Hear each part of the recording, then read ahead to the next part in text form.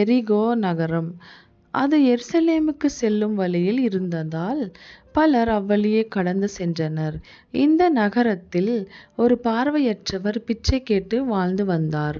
அவர், என் மீது இரக்கமாயிரும் என்று கதறிய போது யூதர்கள் அவரை பார்த்து ஒரு நாணயத்தை கொடுப்பார்கள். அக்காலத்தில் யூதர்கள் தங்கள் விசுவாசத்திற்காகவும் ஜெபிக்கவும் நோம்பிற்காகவும் அத்துடன் தேவையுள்ளவர்களுக்கு உதவவும் கடமைப்பட்டிருந்தனர். அந்த மனிதர் எருசலேமில் உள்ள ஆலயத்திற்கு சென்று கொண்டிருந்ததால் அவர் இது போன்ற ஒருவருக்கு ஒருவர் உதவ வேண்டியதாயிருந்தது. ஆனால் ஒரு நாள் அந்த பார்வையற்றவர் மக்கள் கிசுகிசுப்பதை கேட்டார். வெகு தொலைவில் உள்ள கலிலேயாவில் இயேசு என்றொருவர் வாழ்ந்து வந்தார். அவர் தேவனுடைய ராஜ்யத்தை பற்றி பிரசங்கித்து பல அற்புதங்களை செய்தார். அவற்றுள் ஒரு கதை அவருடைய கவனத்தை மிகவும் ஈர்த்தது. அது பார்வையற்றவர்களுக்கு பார்வை கொடுப்பதை பற்றியது அல்லவா? என்னால் பார்க்க முடிந்தால் என்ன செய்வது என்று. என்னால் பார்க்கவே முடியாது, ஆனால் நான் அந்த நபரை எப்படி கண்டுபிடிப்பேன்? ஆனால் அந்த நபரை ஒரே ஒரு முறை சந்திக்க முடிந்தால் என்று அவர் பல முறை நினைத்திருக்கலாம். இயேசு தமக்கு முன்பாக வருவார் என்று கனவிலும் நினைத்திருக்க மாட்டார். ஒரு நாள் ஒரு பார்வையற்ற மனிதர் முன்பு போலல்லாமல் பலர் அவ்வழியே கடந்து செல்வதை கவனித்தான். அந்த தருணத்தில் அவன், ஓ, என்ன நடக்கிறது என்று நினைத்தான். பிறகு, நான் வதந்திகள் மூலம் மட்டுமே கேள்விப்பட்ட இயேசு இந்த தெருவில் எங்காவது கடந்து செல்வாரோ என்று நினைத்தான். எல்லோரும் கேட்கும்படி தன்னால் முடிந்தவரை சத்தமாக, இயேசுவே, தாவீதின் குமாரனே, என் மீது இரக்கமாயிரும் என்று கத்தினான். அந்த சத்தத்தால் மக்கள் எரிச்சல் அடைந்தனர். ஆனால் உங்களால் அமைதியாக பேச முடியுமா? எல்லாவற்றிற்கும் மேலாக உங்களுக்கு வாழ்நாள் ஒரு முறை மட்டுமே கிடைக்கும் ஒரு வாய்ப்பு வழங்கப்பட்டுள்ளது.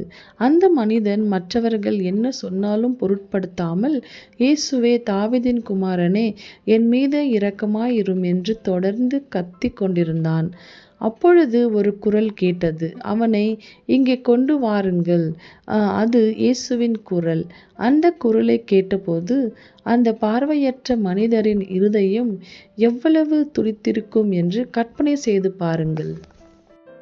அந்த குருடன் நடுங்கும் இருதயத்துடன் இயேசுவிடம் வந்தான். இயேசு, நான் உனக்கு என்ன செய்ய வேண்டும் என்று கேட்டார். இந்த கதையை கேட்டதும் அந்த மனிதன் அதிர்ச்சி அடைந்திருக்க வேண்டும். மக்கள் அவரிடம் இரக்கம் கேட்டபோது அவர்கள் அவனுக்கு நாணயங்களை மட்டுமே கொடுத்தார்கள். அவனுக்காக ஏதாவது செய்ய முன்வந்தது இதுவே முதல் முறை. அந்த குருடன் தனக்கு மிகவும் தேவையானதை பற்றி பேசினான். ஆண்டவரே, நான் பார்க்க விரும்புகிறேன். இயேசு, உன் விசுவாசம் உன்னை காப்பாற்றியுள்ளது என்றார். அந்த குருடன் இப்பொழுது பார்க்கிறான். முன்பு அவனால் பார்க்க முடியாத ஒரு புதிய உலகம் அவன் கண்களில் காணப்பட்டது. அவன் எப்படி உணர்ந்தான்? இப்படிதான் இயேசுவை பின்பற்றத் தொடங்கினான் என்று வேதாகமம் கூறுகிறது.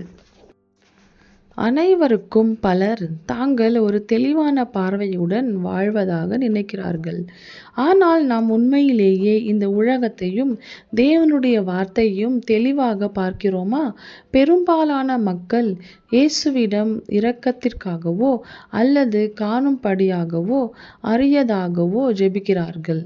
தேவன் படைத்த உலகத்தையும் தேவன் நமக்கு கொடுத்த அயலாரையும் நாம் இன்னும் ஒன்றாக பார்க்கும்படி ஒரு வாரம் ஜெபித்தால் என்ன? நம்முடைய ஜெபங்களை கேட்கும் இயேசு நம்மிடம், உங்கள் விசுவாசமே உங்களை காணும்படி செய்திருக்கிறது என்று சொல்வார் என நாம் நினைக்கிறோம்.